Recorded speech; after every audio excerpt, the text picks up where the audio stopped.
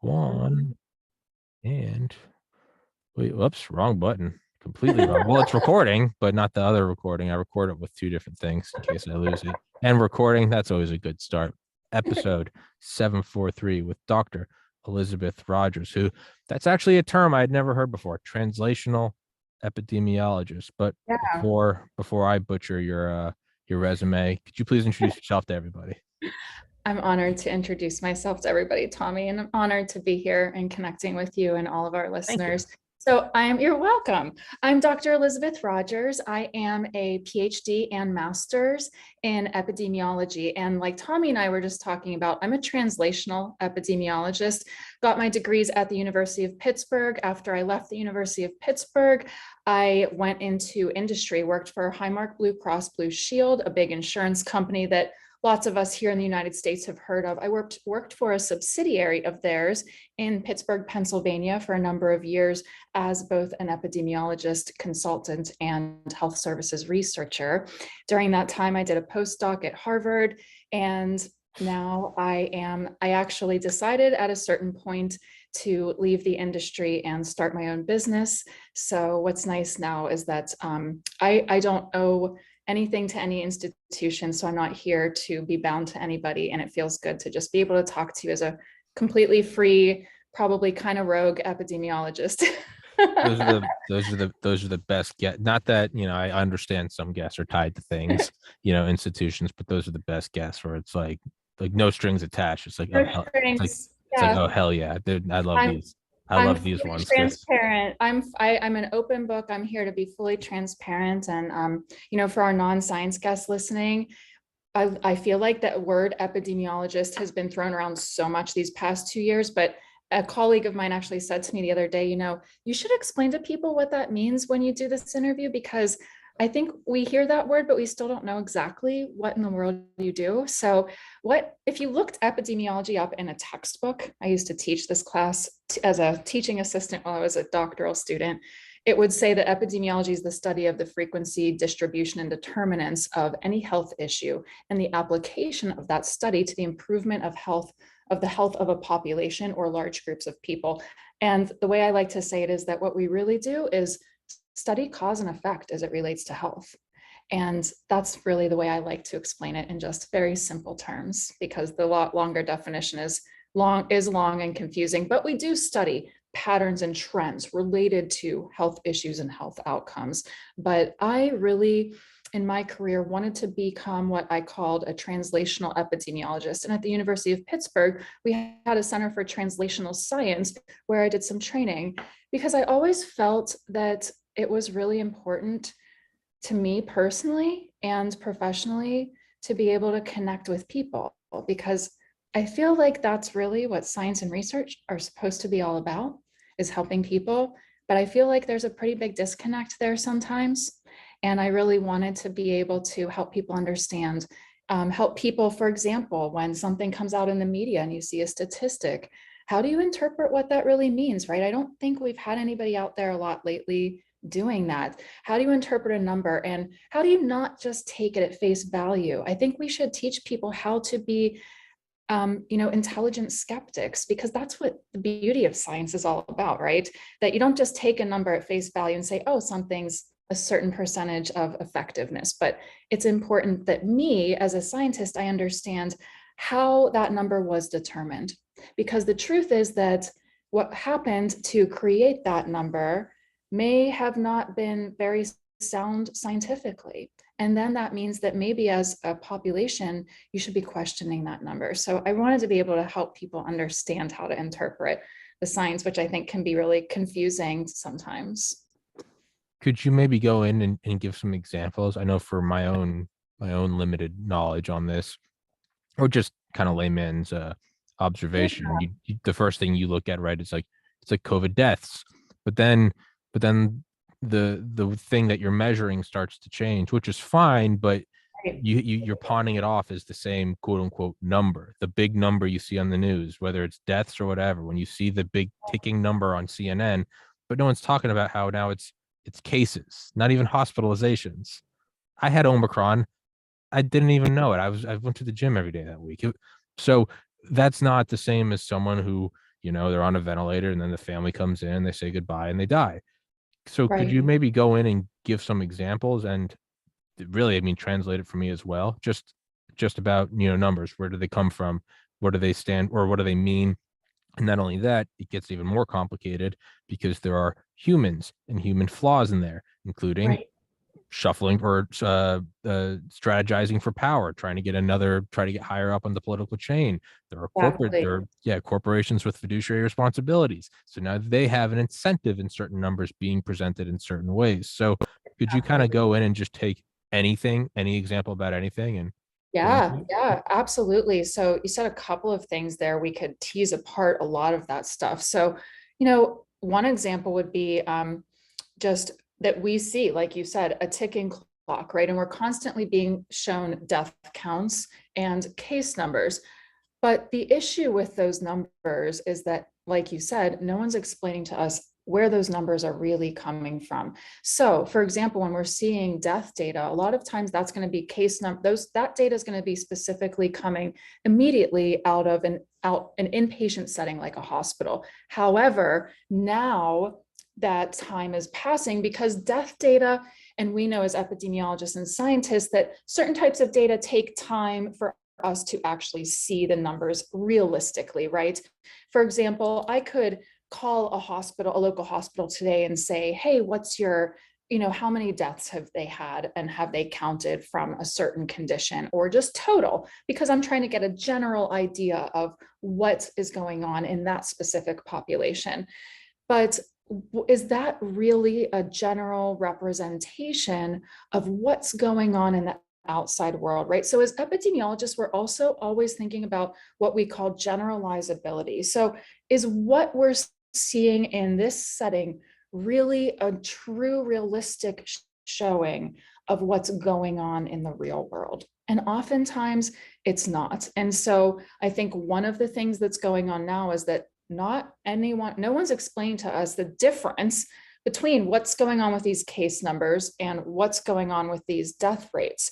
And the other interesting factor now that we have in play is thinking about the trends that have happened over this past year, such as the implementation of different mandates, the introduction of the vaccine, and those things certainly made a difference. So for me, as an epidemiologist, what I would look for over this past year is what kind of changes did I see when at those time points when significant things were happening historically over this past year. So did I see, right? Because I could say to you, well, in 2021, we had, I'm just going to throw a random number out, a 10% increase in death rate. Well, that to me as an epidemiologist, that tells me something, but I know as an epidemiologist, and I'm also an expert in chronic illness and aging, that right now we have a growing aging population that's projected to continue growing here in the US and worldwide, at least through the year 2030, as we have the baby boomer population aging. And before the pandemic, we had a growing prevalence of chronic illness. So I expect with those two factors involved that I would see now. So see what I mean? Like I would hear that number and I'd think, well, there's those two factors I know already at play here. So, but what else was going on that led to a 10% increase versus what I would expect in an average population? Without a pandemic, I would probably expect to see probably a 2% increase in death rates, given those two factors I just mentioned, an aging population and growing chronic illness rates. But I would want to know more, what's going on behind the scenes, behind those numbers, and what was going on at certain time periods that may have created a spike in death counts. And the other thing, Tommy, and I know I'm saying a lot, so, stop me and we can No, clarify no, keep anything I'm going. saying.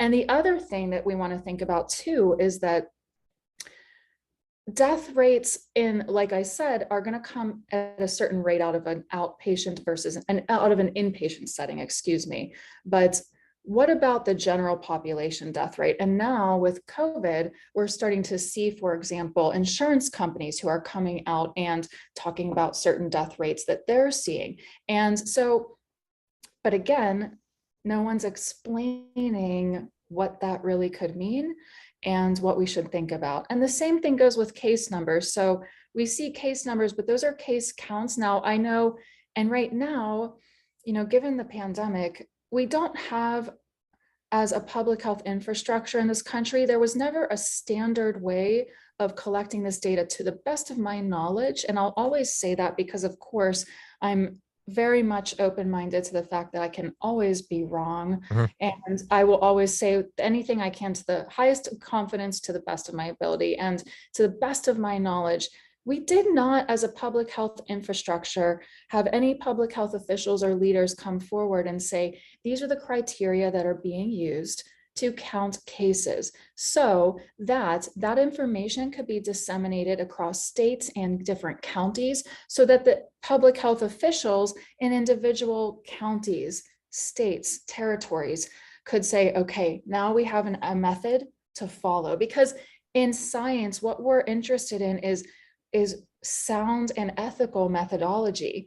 But I don't know what one county in one state versus a neighboring county may have been doing. They may have been counting case numbers in a very different way. So to me, that says that, the data could be skewed in a lot of different directions. And it's important for us now, I think at this stage, to start to find that information out.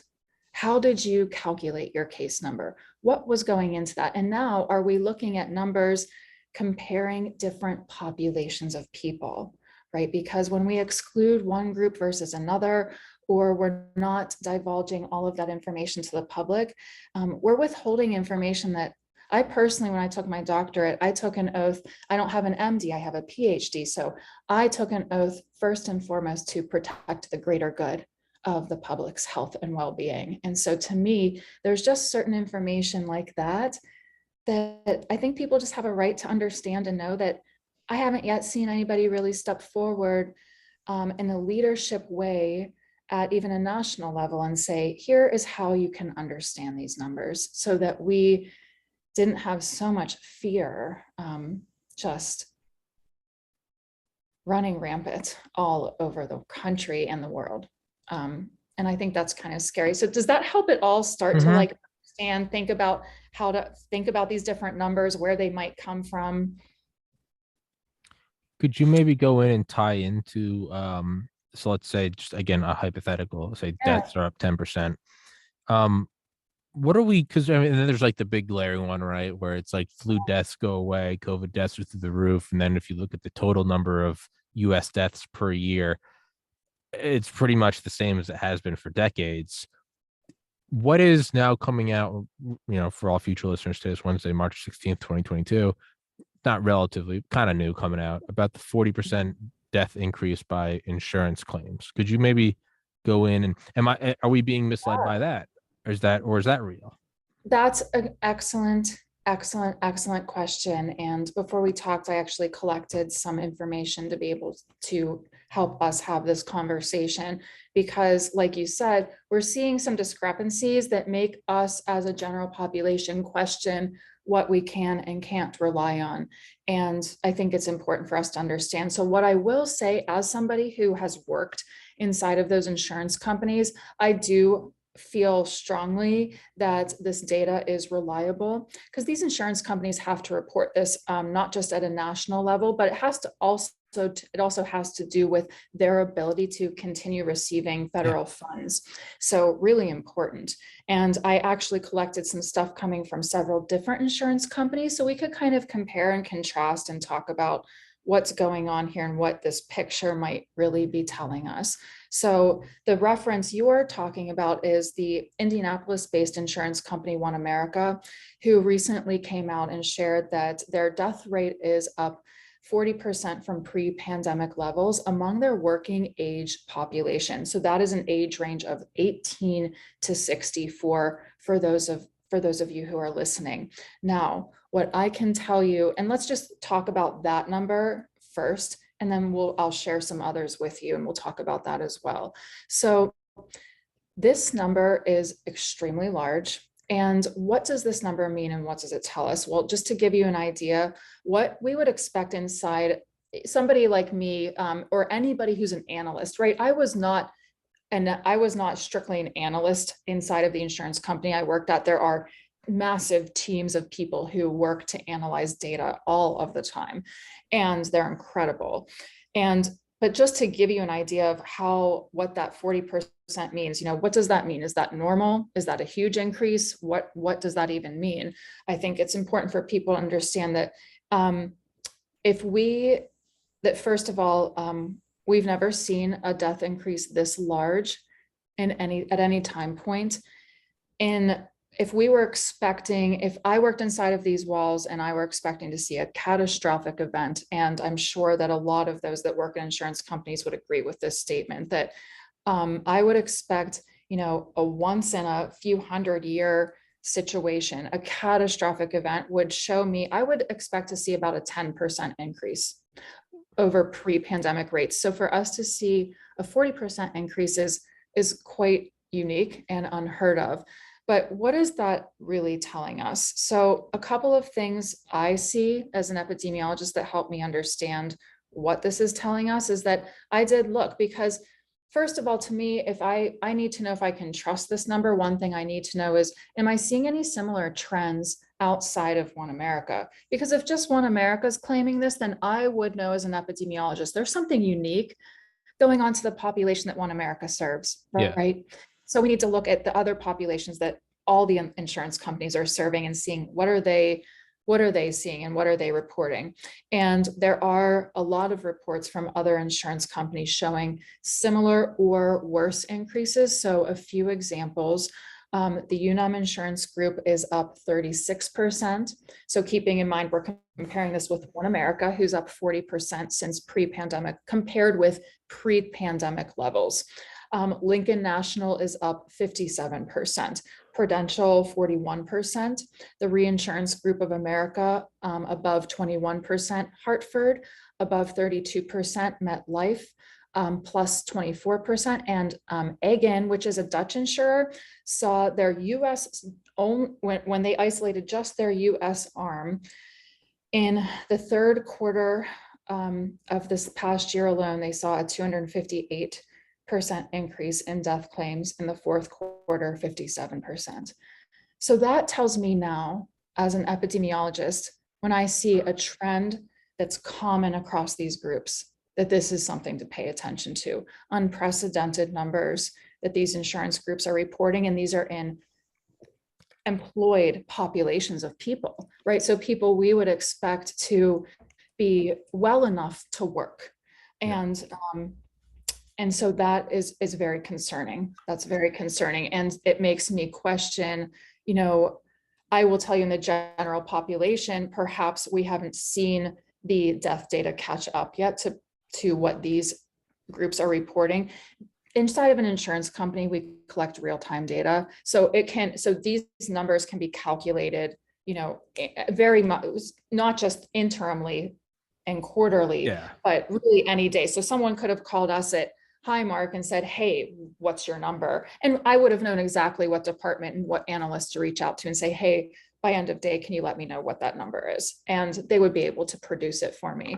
But when we're looking at national numbers, that data, there's a much bigger lag time. So we tend to see the death claims and death counts come out much later. So at this point, my expectation and suspicion is that we should see a change in those national numbers that tell us something a little more reflective of this.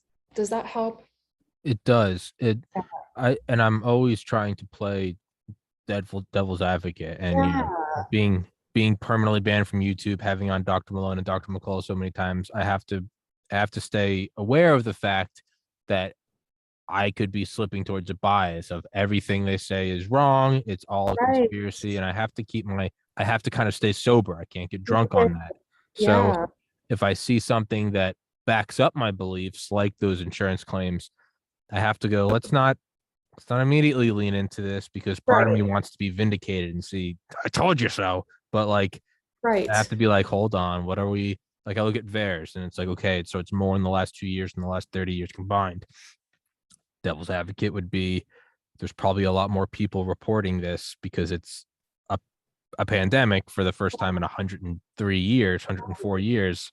that maybe that's a little skewed, right? So it's like I'll go back and like sometimes I'll track just random episodes from my podcast. I'll just choose random ones and just an Excel spreadsheet, just kind of track the views, see how they grow, try to Yeah. model it on my own. And every once in a while, I'll see, after they've been out for 6 months, they kind of come to like a stasis point. And ironically, they'll go up one view a day. And it's like, well, that's me clicking on the video to write down the. So you have to be aware of like how much of the actual observation, like the double slit experiment, is affecting the actual data. So is there any legitimacy to, and that's just me trying to play devil's advocate. Is there any legitimacy to that? Like we're in a pandemic. Are they maybe just hyper tuned in to all the data coming in? Could that be an aspect, or is it really just an insane jump in mortality? It really is just an insane jump in mortality when it's this big. Yeah. Now, I will say this, Tommy, if I were seeing if any of those other insurance companies that I would have shared with you had much smaller increases on, like I had mentioned, I would Yeah. expect if there was a catastrophic event in just the country or the world, I would expect working inside of an insurance company to see around a 10% increase. And that would be something alarming for me as an epidemiologist to look further into and to start to determine what factors were impacting that number and that increase. But I would not be surprised. And if all of the numbers were around that level, I would just say to you in this conversation, you know what, it absolutely could just be the fact that we have been in a pandemic, and absolutely more people have been dying. More people have been hospitalized and died in this past year than we've seen in a long time. And so I would expect to see a certain type of increase that was more unusual. But when we're seeing 40, 57%, 258%, I mean, that's above and beyond a trend that I can find a rational explanation for in my mind. And I consider myself an extremely ethical scientist, and integrity is the most important thing to me in the entire world. With the deaths, it seems like as they're as the media and the administration and the past one, they all kind of been gorging on it, right? Don't let not just politicians, don't let a tragedy go to waste. But I mean, Yeah. just anyone, and if it leads, it bleeds. It's we've got the news, we've got the scary update ticker. Oh my God, everyone's dying. Don't you think that? And again, me just trying to play devil's advocate. I feel like if the numbers were higher than anything we expected, that they would be broadcasting that, and then that leads to the next question: is it because these aren't COVID deaths but COVID vaccine deaths? Is that a reasonable hypothesis?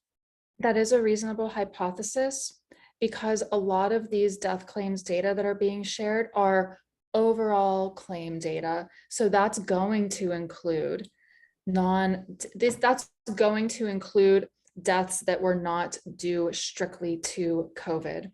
And so that could potentially indicate, and I I have a hard time speculating what else could be involved in such a drastically large increase, because we know that we know enough about COVID in and of itself as a virus and how it behaves in a human body at this point, that it's we know how it leads to ultimate death.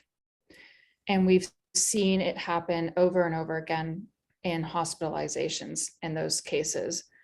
But why are we seeing all of these other deaths in the population that aren't being coded as COVID deaths, but are so astronomically, I mean, these are the highest death rates we have ever seen in the history of the insurance business, ever.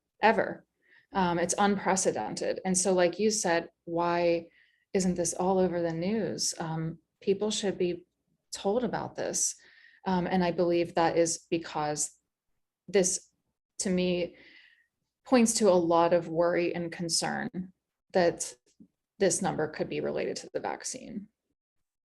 I feel like that's what it has to point to, because if these were COVID deaths, this would be right out in the center. We got to shut everything down. Yes. They love it. They love And, it. and Tommy, you know as well as I do, I think this is where, it can be scary for some people to hear the truth, because it's really scary to start to imagine and learn that we can't just blindly trust the people who, Yeah. as a population, truly work for us. We hire the public health officials, they work for us. And to imagine that we have to be skeptical of them, and we can't just rely on them to tell us the truth so that we can take care of ourselves and do the right thing and make the right choices for ourselves, is really scary. But like you said, to me, this there can't really be any other explanation for this at this point. Yeah, it's like when you're little and maybe you see like your parents cry or something, and Yeah, you're like, oh, like we're supposed to cry. You're like, the adults aren't. You're like, adults are supposed. That's like hitting turbulence and the pilot like leaving the mic on and being like, whoa, I don't know how we're gonna get through this. You're like, what did you just say? You're supposed to be the pilot with ice in their veins.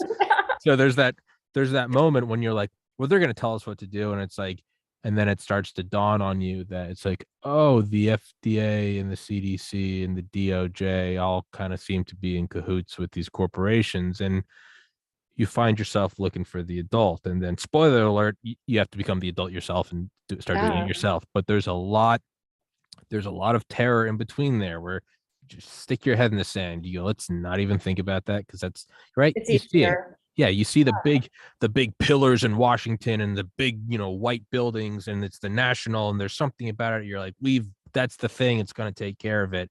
And then you start to go, they are lying. They are censoring everything. Is this coordinated?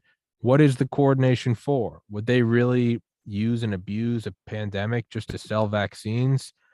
That realization, it's because not only is that bad, but then you go, that's just one thing. That's the biomedical pharma complex. Right.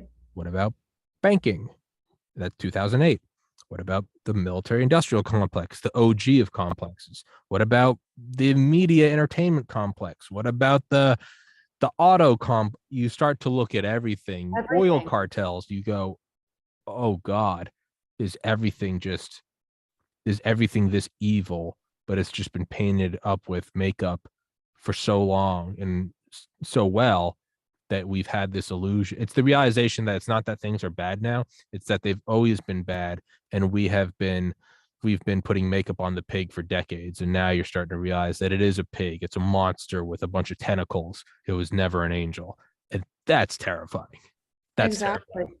It's terrifying. And like you said, it's suddenly, I feel like for us, especially when it comes to our health, and I can even tell you a story. It's about a study I used to work on that makes me think about everything we're talking about. But I think when it comes to our health in this country, especially, I don't think that all along we've really had anybody anywhere along the way. I go all the way back to, my public school education. In health class, my gym teacher taught health class, and it was well known that that was the class you blew off, but I was a nerd, so I loved health class and I still got excited about it. But I think about, all the opportunities along the way that there could have been for someone to educate us about how to be empowered with our health, how to advocate for ourselves. And now I see so many adults asking me, I was just communicating with Dr. McCullough the other day, and was listening to someone ask him this question in an interview, well, how do I know now? What are my rights when I go to talk to a doctor? Am I allowed to tell them that I want to take ivermectin or hydrochloroquine. And my heart bleeds when I hear those questions, because I think, where along the way, so many places and so many ways along the way that have led up to this point, I think we've had our power taken away from us without even realizing it. And no one's ever taught us how to be empowered and how to advocate for ourselves and how to understand that we have the right to go talk to any doctor however we want, because it's our health and it's our body. And but all along the way, we've trusted them. We've trusted the doctors. We've trusted our public health officials. We've trusted the CDC. I used to work, I was a research scientist. I was funded by the NIH. I worked for a CDC research center at my university. I did that with pride. And as an epidemiologist, we always say it's like you made it when you get to go work for one of those institutions. And it hurts me in the deepest part of my soul to see those institutions now become something that I can't just trust in. And so now we're at this place where it just feels so scary. But I want to tell you this story because I feel like it will help us talk about this and bring some context into it, especially for our non-science listeners. But it makes me think about this study that I worked on. It's one of the studies I think is the most fun. You can tell I really love science and I'm a geek, but I love science. And this was one of the neatest studies I ever worked on. And it just shows us how science and ethics really should be. But it was a study called the Diabetes Prevention Program. And years ago, this was a randomized controlled clinical trial conducted at 27 clinical centers around the United States between the years of 1996 and 2001. This trial enrolled over 3,000 participants. So the gold standard, of research. But Tommy, what's fascinating about this is that the research study was originally done to test a new drug versus another. So this was a pharmacological study, and the control arm of the study, which for our non-science listeners, when we do any kind of research study and you want to compare anything, you have to have a control group, which means they're a sample of what looks like just the general population who's not engaging in those things, so that we can really say we're seeing a significant result if we have the power to do that. Mm-hmm. And so the control arm of this study was what I was working on. And the reason is because the control arm was a lifestyle intervention program that was just consisted of eating a lower fat diet and exercising 150 minutes a week.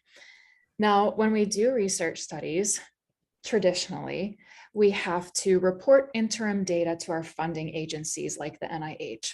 And we do that for a number of reasons. One of which to show that we're using the funding dollars the way we said we would when we were awarded the grant, but also to show how things are going. And if the NIH or the CDC or whoever's funding you sees that like anything's going on that seems unethical, because these are human trials, right? So it's so important to make sure we're taking every single step and consideration to protect the human being. They will shut down a trial, if anything unethical is going on. So this trial was unprecedented because it was actually temporarily stopped because we found out, surprisingly, that the lifestyle intervention, healthy eating and exercise, was outperforming both drugs.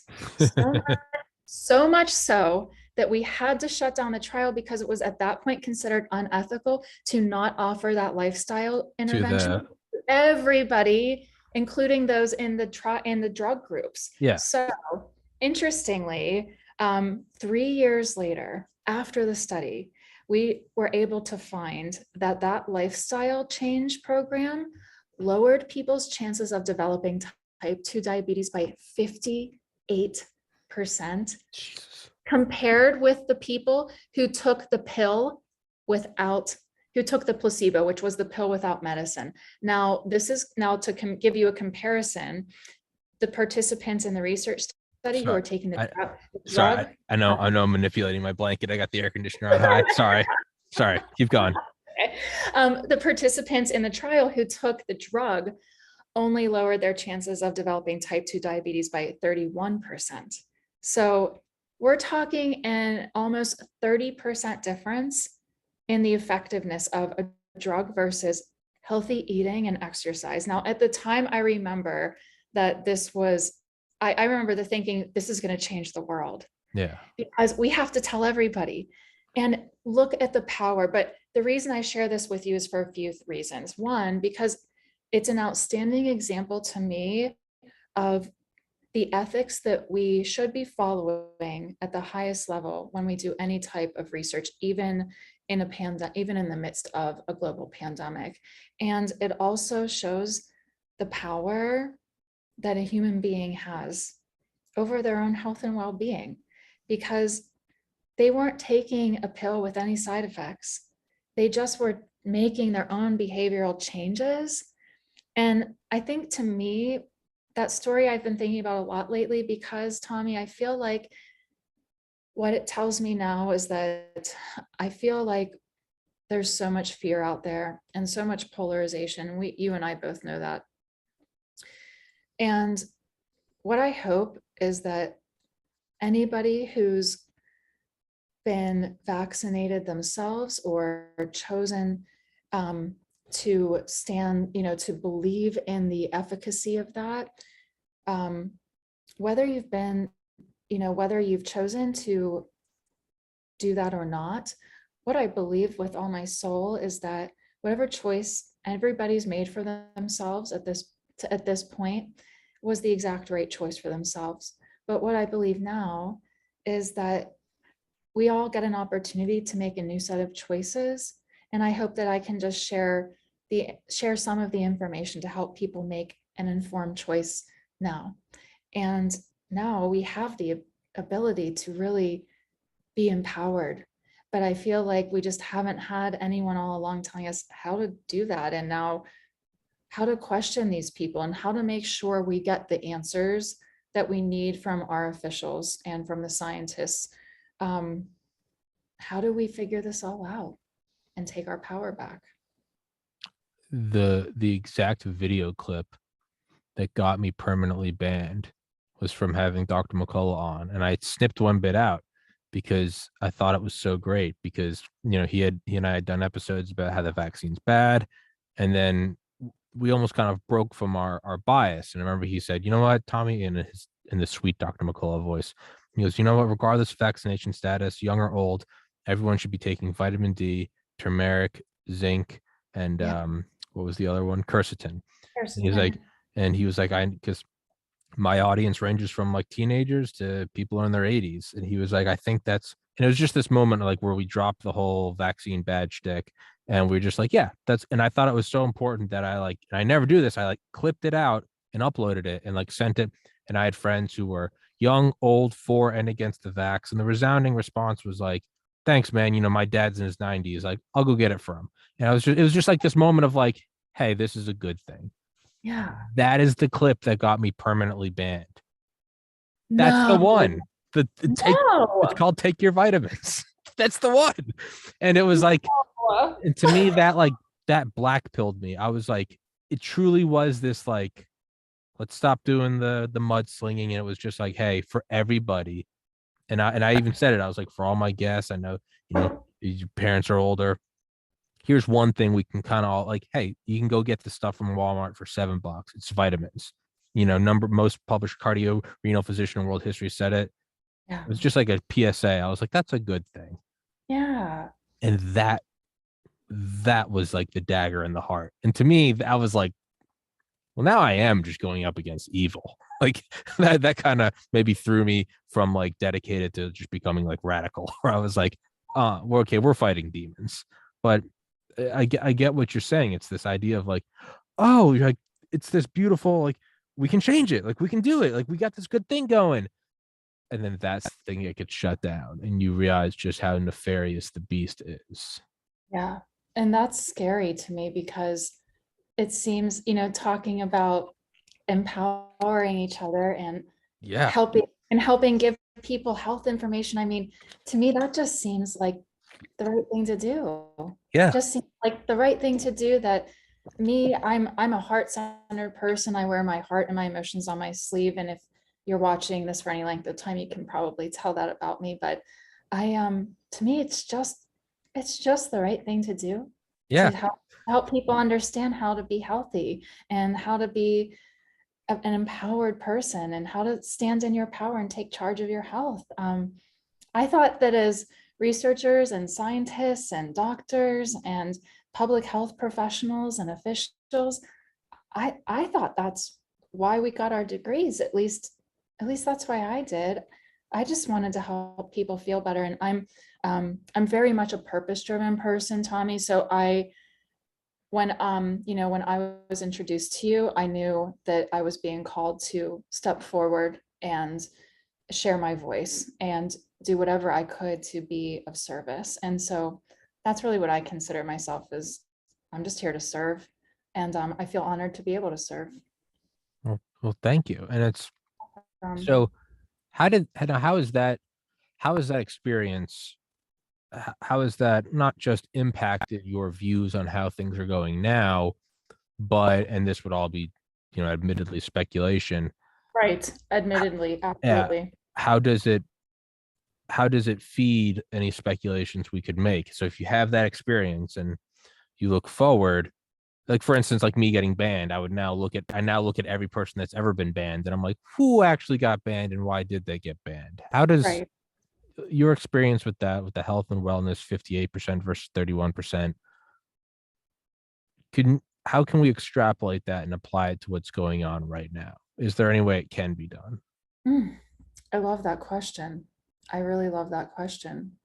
It It's would be, it's off the cuff. You haven't had any time to prepare for it. I yeah, get that, but it's yeah, again no, it's good. admitted speculation. Admitted speculation, honestly. So how can we extrapolate my experience working on that study and what I observed there to what's going on now? A couple of things, actually. And again, for our listeners, absolutely speculation here. This is not based in any Mm-hmm. data that I'm citing at this time. But I, first of all, it makes me speculate the process of events that happened leading up to the release of our vaccine, that we now have the vaccines we have available. Because what I do know and understand very deeply as a scientist is the process that leads up to the approval or release of anything that we consider safe and effective in science. So I've worked on trials that were pharmacological, like the one I shared. So I understand deeply the steps that must be taken by law in order to make sure that something is safe for a human trial. So, for example, in that study I was working on, before we were even allowed to get to a level, we were at dozens of research centers around the country working on thousands of people, administering drugs to thousands of people at risk of type 2 diabetes. That's a big deal, a big deal. There had to be certain studies that had to happen in order for, first of all, those drugs to ever be proven safe and effective, so that the trial we all ran years later was ever going to become possible. And one of those types of studies are called pharmacokinetic and pharmacodistribution studies. And I know Dr. Malone has spoken about this, but studies that happen in animal models, that help us understand how long something stays in our body, the impact it might have on our body, and what types of impacts it might have on our body. So does something stay in our body for a long time? Does it make us sick if it does? Does it compromise our immune system if it does? And if it does go into the body and hang out there, where is it hanging out? Because if it's going into internal organs or our lymphatic system, that could be really dangerous if it's potentially causing illness or death in animals, let alone humans. Those things really need to be figured out in advance. And what I do know is that it's not until now and more recently that we're starting to see some of that type of research be done and revealed to us. And so to me, I speculate that, some steps were skipped over somewhere along the way in the process. And I also speculate, it makes me speculate about the release of information about what could have been safe treatments early on. because we saw so many people hospitalized and die, especially our older adult population. I'm also an aging epidemiologist, so I pay attention very closely to those types of trends. What's going on with our older adults? They're already a growing and vulnerable population, and I just, quite frankly, feel quite protective of them. They're the wisest part of our population, and side conversation for a whole other time, it's always bothered me that we live in a society that doesn't honor our elders the way I believe that we really should. So I try really Yeah, hard to I know what do, you're saying. When I you know, had to, yeah. when I was pre-med at University of Georgia, like one of the things you have to do, obviously you have to ace your classes and letters of Mhm. recommendation, all that crap. But like you also had to volunteer at hospitals, you like Yeah. shadow doctors Yeah. or volunteer. And I liked it. You go and volunteer at Athens Regional So, Medical Center, just go do whatever. And I remember one of the times I wanted to be an anesthesiologist, so I was always in the anesthesia ward. But one semester I showed up late, and so I had to sign up for something else. Long story short, it was my job to push out the people in the wheelchairs. That's where they got picked up, yeah. and they were all like 80 plus. And so I just kind of got into a habit where I had like 3 minutes with them from the time I got them to the top floor, down the elevator, out to where they got picked up. And I'd always see what could I learn in 3 minutes. And I'd always, I love however this old I about was at the you. time, I would be like, I'm 21 at the time. What advice would you have for me? And man, they'd always say like no one, and some of their advice was insane. They'd just be like, you know what? They'd be like, drive fast. It doesn't matter. You're gonna die anyway. I'd be like, that's hardcore. And then sometimes they'd be like, call your parents. You love your friends. I'd be like, thank you. And most of the time it was somewhere in between. It was pretty much across the board. Do what you love because it ends tomorrow. And if it doesn't end tomorrow, then you're gonna live your whole life regretting not doing what you love. And Yeah. sometimes it would be a little more insane. It would be like, you should drag race more. And I'd be like, well, I don't think I'm going to do that, but thank you. But yeah, no, I know what you're saying. Yeah, no, to me, but I was But always you like, look there at are these it. treasure troves of information that I I get 3 minutes know. with on a wheelchair. Yeah. I Sorry. know. Sorry to interrupt you. Yeah. No, don't interrupt. You're not interrupting at all. And I love learning that we share that in common. And that makes me adore you more because that's so. But, back to like Yeah. Yeah. circling, Yeah. Aging. Yeah. bringing it back to like the point of what I was trying to say, which is that, we had in that study that I was working on, the diabetes prevention program, we had an awareness early on, right? So a couple of things that I, again, speculate based on that experience and all of my other experiences in the research field.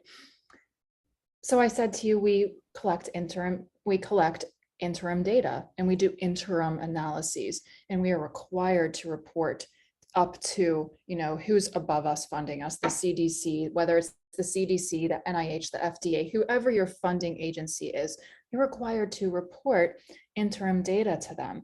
And that's saying, hey, here we are as a team of scientists, we're doing our due diligence. We're doing what we said we set out to do as good scientists. And here's the data showing that what we're doing is safe for these people, and that they are not in harm's way. And we can quantitatively prove that to you. And we were required to do that regularly. So what I question then is, why weren't our federal agencies and institutions held to those same standards during the pandemic, whether it was pre or post vaccine availability? I didn't see anybody coming out and reporting any interim data to me on the news. I didn't see anyone saying, hey, we're going to explain this death count data to you today. We're going to explain the case number data, but let us show you. I'm an epidemiologist. I want to see the data. And I think of my favorite biostatistics professor who used to stand in front of the room and do a little dance and say, look at your data. Like you gotta look at your data. And how, if you just look at the end result, the number, and you didn't look at the data, you're missing the story, because the story's in there somewhere. So I've been wondering all along, well, where is the data? Why can't you just show it to us? Because it should be very easy, and that should be that transparent. We as scientists are expected to be that transparent to those who we report to, and our public health officials report to the American people. So why weren't the public health officials required to report to those they serve that interim type of data? I didn't see anybody sharing that. So I speculate somewhere along the line that just seems questionable to me as a scientist, and a good and ethical scientist. And the other thing I speculate, my third and final speculation from this, is that this study that I worked on, one glowing example of the power of lifestyle behavior change. And so when we know that something like that was so incredibly effective statistically, now we're talking a study with high power, a huge sample size. And then for those of our non-science listeners, in science, we like to see a big sample size. And what that means is just a large study population, because the more power that gives us as scientists more power to statistically say that we've actually seen the result that we want to see. And so I wonder, when we have had a lot, and geez, that one study I'm sharing with all of you is one of, at this point, thousands of published examples of other studies looking at other chronic illnesses. So we've got a lot of evidence out in the field of the power and statistical power of behavior change like this to impact our health and well-being. So knowing that, and yes, we didn't have studies yet showing if it was effective at helping us prevent ourselves from getting sick from COVID, but we had enough strong evidence to know it was worth sharing. It was worth saying, hey, this is scary. We're trying to figure this all out as scientists on your behalf right now. But you know what? Here is based on the science. As researchers and good scientists, we can tell you what we do know that you can do right now to help yourself so that you can feel as safe as possible. But instead, we just told everyone to cover their faces, which, I guess there was a rationale for that at some point, but we also have, you and I both know, a lot of good science about how safe or effective that ultimately was for us. But why didn't we also suggest those things? I'm just not quite sure. So those are my big speculations. Yeah, I always jump back and forth, and it's always hard to discern if it's what I actually believe or if I want to believe it. But I look at things and I'm like, is it all just a cover up for profit, which isn't unprecedented? That's not some wild conspiracy. Look at the opioid epidemic. Look, No, it's not. look at thalidomide, Lucky Strikes. It's been going on forever. You don't need vitamin C. Doctors say it doesn't cause scurvy. The opium wars, like, this is old as time. Yes, I can share with you, I have a personal example. My grandmother, Sure. my mom's mom, my grandmother, given thalidomide, and my Aunt Joanne, who my middle name is after, passed away when she was 16 years old from uterine cancer. Yeah. And I never have gotten a chance to meet her as a result. Yeah, it's very real. It's very real. It's not just some wacky. It's not just a story. Yeah, I mean, the OxyContin Purdue family, the Sackler family, that was in 2009. That was 13 years. It's not even. You look back at thalidomide, and it's kind of hard to grasp. It's like that was a while ago. Or Lucky Strike cigarettes. This was in 2009. Like, not that long ago. Like Facebook was several years old. Like, it's not, it's not. So on one hand, I go, is it all just profit gouging? And I tend to believe it's probably what it is. I don't really go all in for the whole, depopulation idea. My logic is this: I've interviewed Ken Albeck, first deputy director of the Soviet bioweapons program. Amazing. They were putting like smallpox on cruise missiles. So my logic is like, hey, we could depopulate. We could do it a lot quicker than this. So we could. And Tommy, to your point, I can share with our audience, this is anybody who went to graduate school with me who denies this is either just doesn't have a good memory or they're lying. But when I was in graduate school training to become an epidemiologist, we were required to take courses where we learned about bioterrorism. Yeah. And in those classes, now I was a master's student. Now I had a near-death experience in my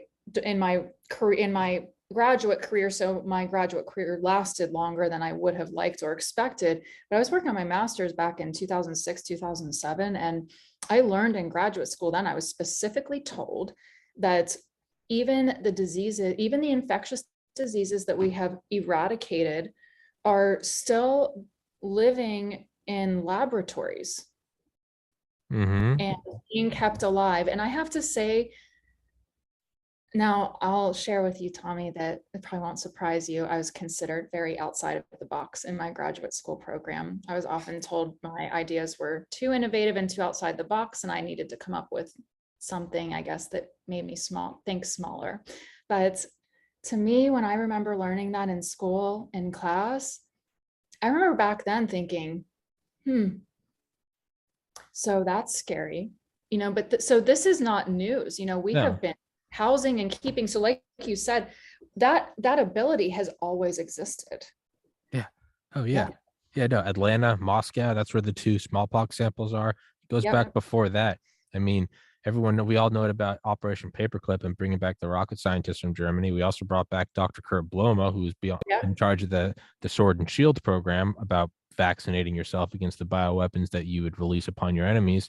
But even darker than the Nazis, if it's possible, was Unit 731 in Manchuria, the Japanese Imperial Army that Shiro Ishii headed, where they were going to use, because to quote Shiro Ishii, in 1945, America is a machine society. They can build ships and tanks and planes faster than anyone else, but it takes them 18 years to grow a soldier. Mm. We brought them back here. Shout out CIA, I guess. But but the point is like, this isn't unlike the Pfizer thing where it was like, hey, that was just 13 years ago. Right. This goes back before my parents were born. This goes back to, I mean, literally like Truman in office. Yeah. Is when we started bringing these guys in here and going, how do we build this? So like, it is all those things are very real, but I guess, but because those things are so real, kind of fuel the reason why I don't subscribe to the idea of like COVID or the vaccine being any sort of, because I'm just like, they could do it so much bigger, so much more quickly otherwise. So the point of all of that is, so on one side, is it just profit, which is okay. Yeah. I mean, what every booster shot, however many billions they make. But the other side, which is real, is incompetence, right? We know about the fumbling of the compartmentalization between the FBI, the CIA, the DIA, all leading up to 9/11. And if there had been more free flowing information, they probably would have been able to thwart it. Other people would say it's because they did it. I tend to Yes, look at it as incompetence. It's incompetence. So just I as agree. much as the CIA could be responsible for JFK, you also have to realize there's also a lot of guys in there that are going, oh my God, we just let the president get killed. Like, it's going to be our heads. So when it comes to sort of defense, surveillance, intelligence, just as easily as you could speculate they're behind a conspiracy, they're also muddying the waters. Who you ever work at I worked at like a smoothie or any restaurant. You ever work at a restaurant? Who closed out Oh last yeah. night? Yeah, who Oh closed out yes. last night? You're like, shit, I forgot to clean I the know. bathrooms. So you go erase your name. You're like, I wasn't working last night. And it's not because Oh, it's a conspiracy. It's because you're like, I don't want to get fired. So exactly. so I say all of that to say, like, right, it is. It's who's closing out the I restaurant. waited tables all through my master's Yeah, program. I think it's a job everyone in the world should have to do is it's a serve, it's a is work in a requirement. restaurant for a day. It gives you a whole new outlook on life, but absolutely been But there. so think about that, right? If something's dirty, it's who closed out last night. Yeah. Now, if you go and take your name off the schedule, it's not because you're working for the neighboring restaurant and you left everything dirty because you're an inside man. It could just be, oh fuck, I didn't do my job. So you go and you try to cover up your incompetence. So to me, and maybe it's the doe-eyed optimist in me, I go, on one hand, it's all about the profit margin, thalidomide, Lucky Strikes, Oxycontin, Suboxone. On the other side, and this is what I want to believe, is that they're muddying the waters because a lot of people didn't do their job or they did their job poorly. I Yeah. don't have as much faith in that. I tend to think it was a money grab, and we're seeing the true face of these people, that they don't care if 800,000 Americans die. They don't care. They're making, what did Albert Bourla, the CEO of Pfizer, say? COVID vaccines are going to be, Yes. quote, a robust income source for us in the future. Yes. Hey He man, did. they're kind of telling you what they stand for. What Exactly. what are your thoughts on, and again, wild speculation, what are your thoughts on that? Is it competent? Is it malicious competence? Or are they muddying the waters in the wake of incompetence? Because you can't hold that idea of the mighty FDA and CDC if you realize that they're just like you and I. They're just a bunch of clowns that have no idea how the world works, and every day is terrifying, and they don't want to lose that perception of, you look at 9/11, that makes America look neutered. You go, how did we let that happen? How did a bunch of guys with box cutters take us down? You almost want to muddy the water. I know I'm rambling, but I mean, like South Park, that You're South not. Park episode where George Bush, like, he starts, like, George Bush and Dick Cheney start like sowing the seeds of the 9/11 inside job. I haven't seen that in years.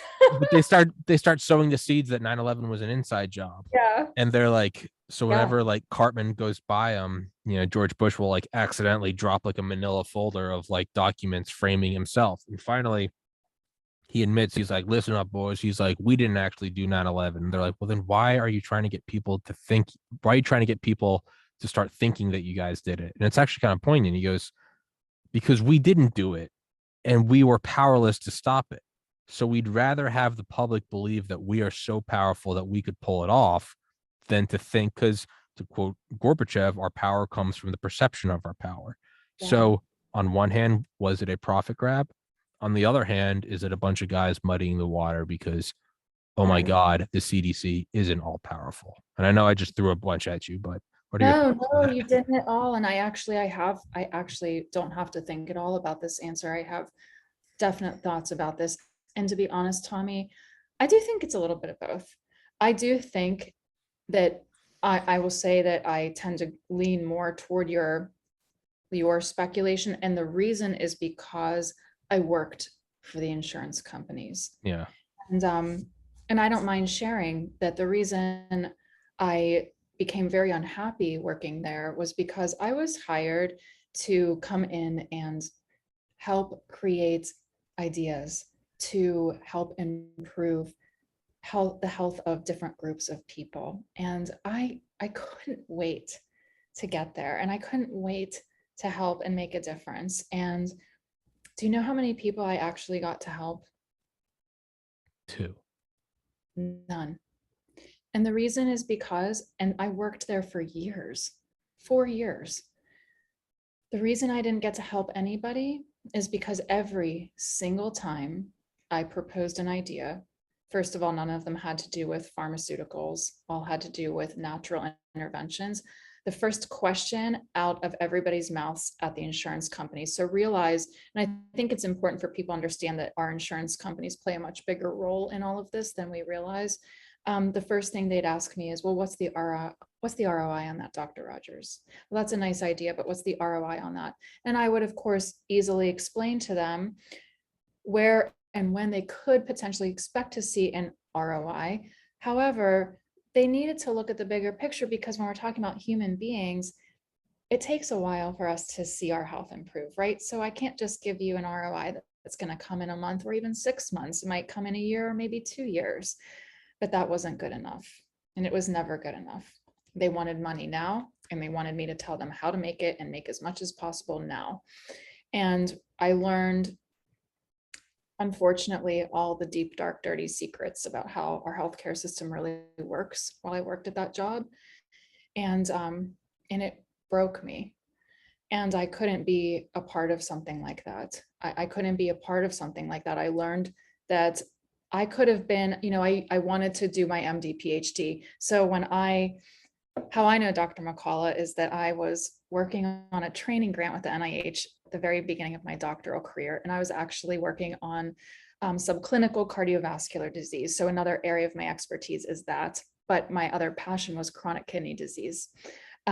So I was working at the intersection of those two things, which is where Dr. McCullough was.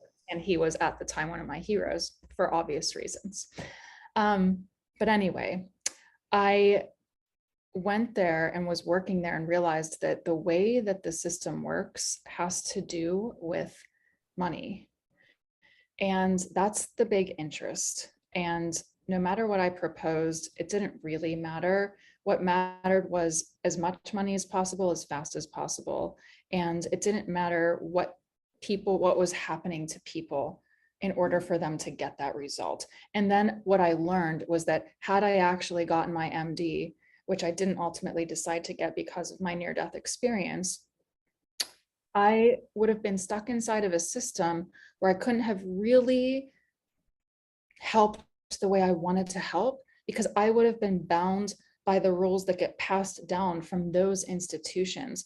The insurance companies create these guidelines that they have to follow, and it's all about money. So they send incentives down to the hospitals, to the inpatient and outpatient clinics. So, I know for a fact, related to COVID, there was an incentive, a financial incentive for people to be put on a ventilator in a hospital. Mhm. There was a financial incentive for people to be given a diagnosis of COVID. There was a large financial incentive. We're talking for a ventilator, an incentive of $10,000 per person. So we're talking big money, big dollars here. And I have to tell you that what I know, because I've worked inside that system and I've sat at the table with those people who make those decisions. They are ruthless. They are not sitting there worrying about the individual patient, while I was sitting there, and that it was all that I cared about. And that was ultimately why I had to walk away. So that, of course, that experience, my professional experience, and of course that maybe that jades me, right? Like you and I can obviously admit this is speculation. This isn't based in science and research. I'm not sitting here citing thousands of research papers for you to make this speculation, but it's a powerful speculation based on my professional experience and what I observed inside of that system. And I know that that was not an isolated event. That's what goes on at every health insurance company in this country. And I find it to be a very dark thing. And I find it to be really disturbing. And one of my hopes is that through all of this that's going on, that those of us who are willing and brave enough to step forward and stand in the light and stand for truth, I hope and pray that enough of us stand up so that we can change this system, because it's more than what needs to be changed here is more than just what's going on with the pandemic. We have a system that is failing the people because it is not for the people. It is for profit. So it broke me in a way so I do lean toward that. But I do also, Tommy, I really do also think that it is some incompetence as well, because I know, I just do believe with all of my heart, because I know that there are people, good doctors, scientists, researchers that work inside that system who maybe it's conscious. Some of them are doing it consciously, some of them not. But let's face it, what I know is that they're hyper aware of who pays them, of who they work for. And when, for example, if I still worked for the University of Pittsburgh, I couldn't have come on this podcast today because my job would be gone tomorrow. Yeah. And I know that. And you can believe that so would my research career, because because whoever they are would make sure that I never received another grant dollar for the rest of my career, coming from the NIH, coming from the CDC, which are as research scientists and epidemiologists, our primary sources of livelihood. And I'm sure a lot of people don't realize this, but inside the walls of academia, especially at the University of Pittsburgh is an example, but a lot of the universities I worked at, Johns Hopkins, I have colleagues there and did a lot of work, almost went there for a postdoc. But any institution you go to as a researcher, you are required as a researcher to produce a certain proportion of your own salary with federal funding dollars. So it's your livelihood. And I guarantee that some of this is also incompetence, whether it's conscious or not, and whether it's based in fear or not. So I do think it's some of both.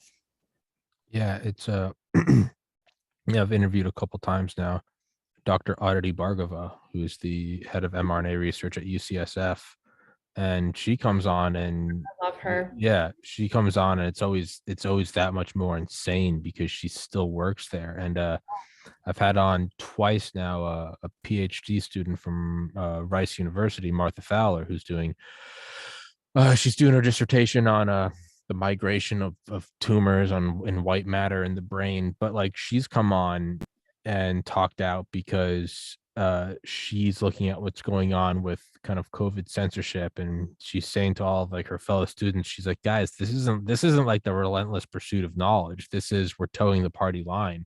And Yeah, no, she's come on here, and it's with both of these people.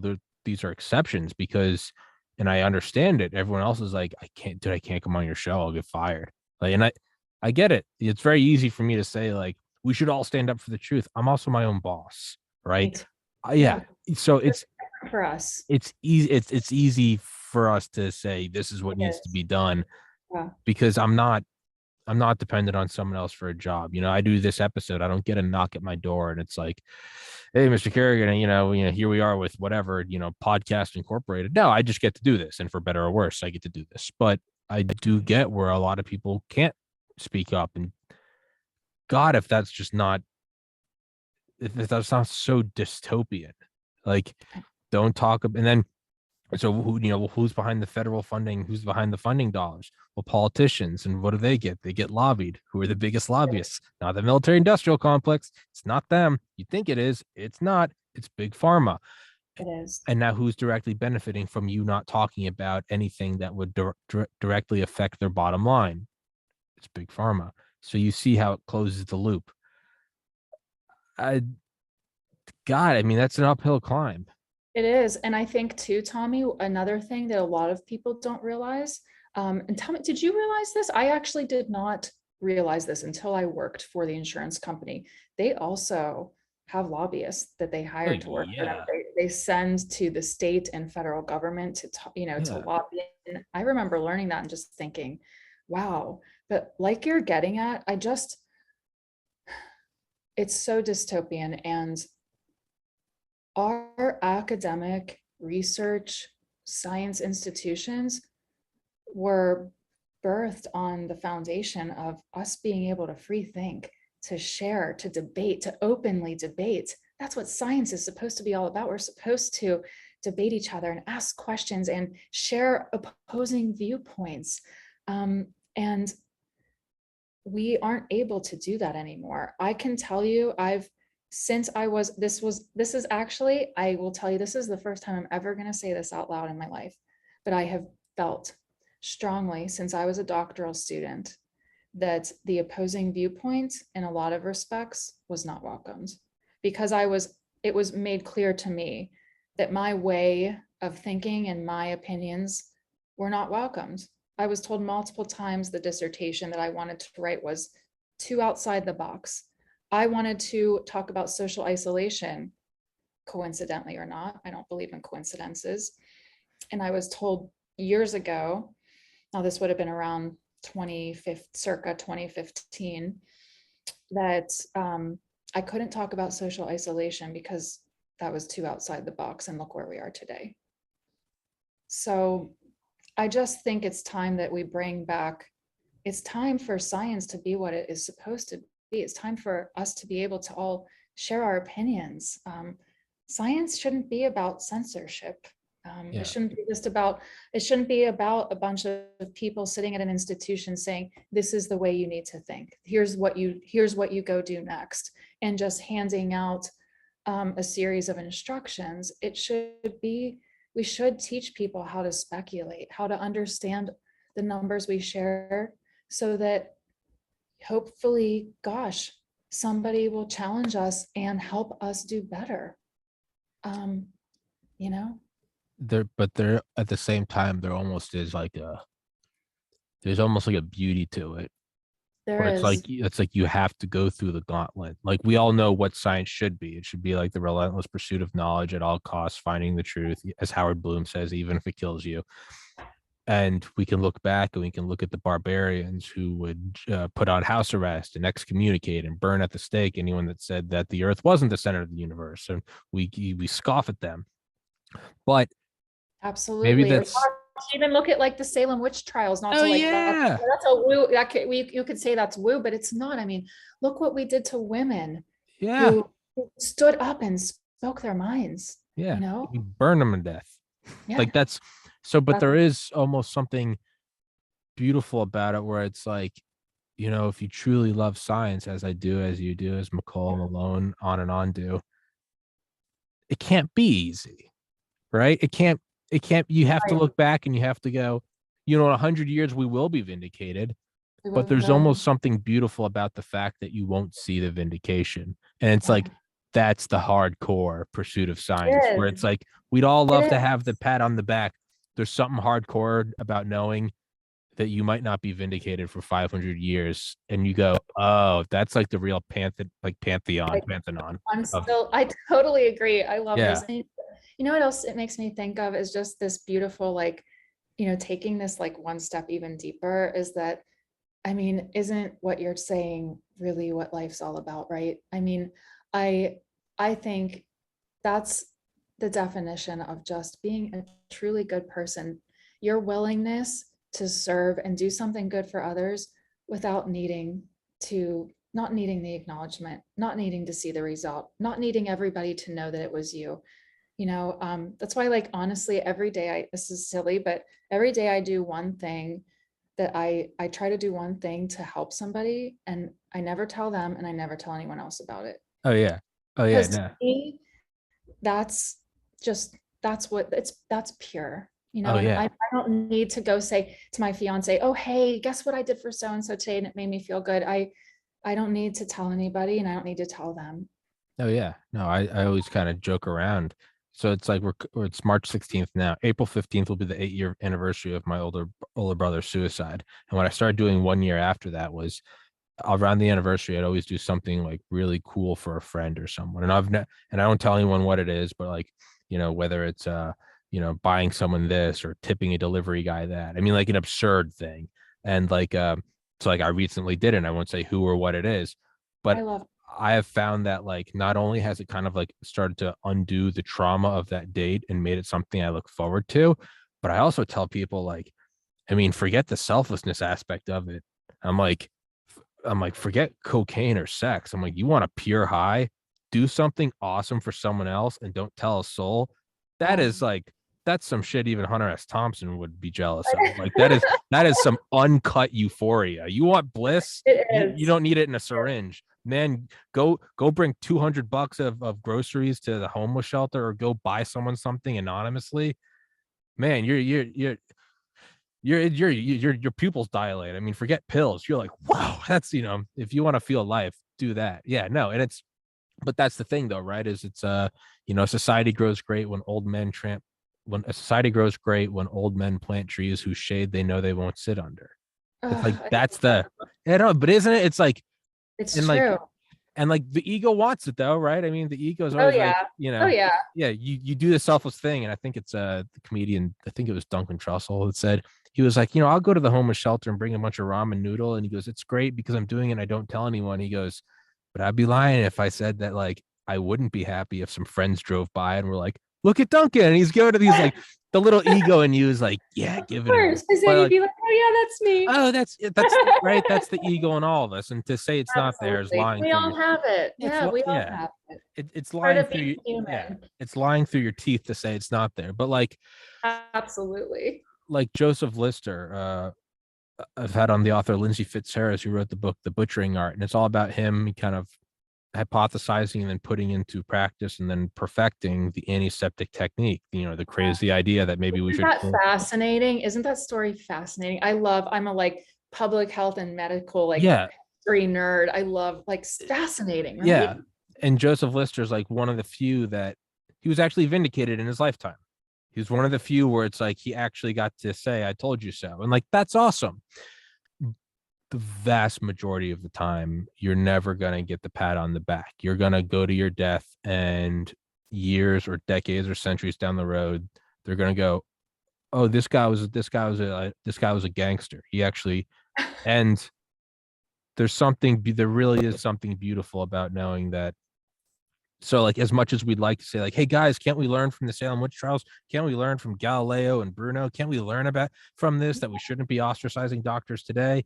But at the Yeah. same time, man, it's like that's kind of the beauty is like, no, people will in the future they'll be saying, can't we learn from Dr. McCullough and Dr. Malone, guys? Don't you remember? And it's in the year 2500, there'll be some other thing that you can't question. And like, but Yep. it's like the final gauntlet. It's like it's enough. You can win a championship, but if you're really good, you go to the Olympics. There's something cool about going and like conquering the thing, and you'll never get vindicated. But like you did it, and it's like there's just there's like a mic drop kind of aspect to that where it's just like, fuck yeah. And you did it for the right reasons, because it was like a soul alignment thing, it was just, Yeah. this is what you have to do. And that's how I feel about everything we're talking about. It's just the right thing to do, is just to talk about it, to tell the truth with, so help me God. Yeah. And then Yeah. there's also just like, it's cool. Like, who doesn't want to be punk rock? Who doesn't want to do what you can't be? Yeah. When every corporation and politician and media is like, you can't do this, there's something about like you're throwing on a leather jacket and you're like, no, I am gonna do this. You're like, what if 10 years ago you had said ivermectin would be like the new like Mohawk, people would be like, what the hell is ivermectin? But like, there's just something also just kind of cool about it. You're like, I'm gonna do whatever I want, man. You're the cool kid, right? It's yeah, so geeks like you and me we can be the cool kid. We can be some punk rock guy. But Dr. Rodgers, let's wrap this one up for now. I would love to have you on again sometime. I would be honored to come back on anytime, Tommy, anytime. I just want you to know, like, I just consider you like a soul brother. Like, Well, you're my we're soul just sister. we're just friends now for life. So Oh yeah. Well, that's what everyone comes on this podcast is they don't understand is unfortunately they're my friends now, and people realize that afterwards. They're like, yeah, I just came on your show. I'm like, nope, we're buddies now. And they're I like, love that. yeah, that's it's not a choice. No one has a say in the matter. But And can I tell you, I think like one of the coolest things about all of this is like how Dr. McCall and I got to like get connected. Then I got connected to you. And I have to tell you before, sure. Yeah, I'm not in a before rush. before all of this, like I really thought I always was like the outcast epidemiologist. I didn't think like anybody else. And I had a hard time finding a place where I felt like I fit. And now I don't feel like that anymore because I found my tribe. Like Yeah. you guys, you are my people. Yeah. You are my freaking people. Yeah. And now that I found my people, I feel so empowered that I thought, I'm not afraid anymore. I'm not afraid to speak my truth and stand on the good side of science and stand up for the light and stand up for our people. Like somebody has to. And that's all we're trying to do. But I'm so glad I found you, my friends. I'm glad I found you. You're my people. Hell yeah. But I'm like, I mean, it's an admitted kind of like an exaggerated example because I don't want to put ourselves on a pedestal. But I always look at like, I look at something like World War II and it's like, it's so destructive. But I always, in my limited mindset, as someone that's never served in combat, I always think like there had to be some sort of peace though. And like knowing you were fighting Nazis who were literally exterminating Jews, you're like that. You got to get behind that. And then you look at something like Korea or Vietnam, and you're like, why am I here? What am I fighting for? Like, we're doing what? And so I look at it as like, as evil as everything is right now with just price gouging and killing hundreds of thousands of millions of people and suppressing alternative treatments. I mean, how lucky are we that like there is a delineated good fight? It's not obscure. It's not like, what am I doing? It's like there is a side against free speech, against bodily autonomy, and against life-saving treatment of generic medications with no side effects. And then there are the people fighting that. And you're like, ideally there would be no fight. We'd be in utopia, but we can sit around forever waiting for that. I always think like, how blessed are we that like there's a good fight? Yeah. And it's not some weird skewed, you're in the jungles in Kherson and you're like, what are we're fighting the Russians for what? It's like, no, I'm for the freedom of speech, the freedom of bodily autonomy. And I think you should be able to take these proven and tried drugs to treat a illness. Like how lucky are we that like that fight exists? We're really, Yeah. I'm eternally grateful because it was a really, really dark place. And I couldn't imagine if this didn't exist. Yeah. It's we're here to balance out the dark. Yeah. What a blessing that like the fight has been served up. Like, like what a blessing that like, what to do. Like being pre-med was difficult, but I always found peace in it. Cause I was like, there are a list of classes that I have to take and all I have to do is ace them. Building a podcast, is terrifying because there was no advisor. There was no good fight. I was like, I don't know what I'm doing. I know, building my business too. I felt the same way. Oh, I it's was like, oh, horrifying. I'd okay. rather be pre-med 100 times over again because as hard as the classes are, it's all laid out in front of you. You got to take Exactly. this, that, this, publish some Follow research, apply, follow put your on. Yeah, syllabus. you That's all I just got to do the do. thing, study Yep. for the test, Check my memorize it, put on a tie, go interview at a medical school. That's the hard parts I got to study. At least the path is laid out for me. And then you do this shit and you're like, how do I find guests? How do I get a good camera? You have no idea what's Yeah, going on. So what kind of microphone do I need? I Which one? know. So like that's kind of how I view it, is like it's pre-med. Like it's tough, It is. but man, at least it's like the path is paved. Yeah. That's the hard part. Now you just got to do it. So, you know, not to completely like shit on my podcast now. As I'm openly saying it, there's bliss in not doing it. But the wires are getting crossed now. We're an hour and a half in. My brain starts to short circuit. Let's wrap this one up. Okay, my Dr. friend. Rodgers, thank you so much. I will send you this episode when it's up. I would love to have you on again. We will schedule it. Anytime. And thank you so much. And thank you for everything you're doing. Thank you for everything you're doing too, my friend. Thank you so much. Take care, everybody. God bless. Do the right thing.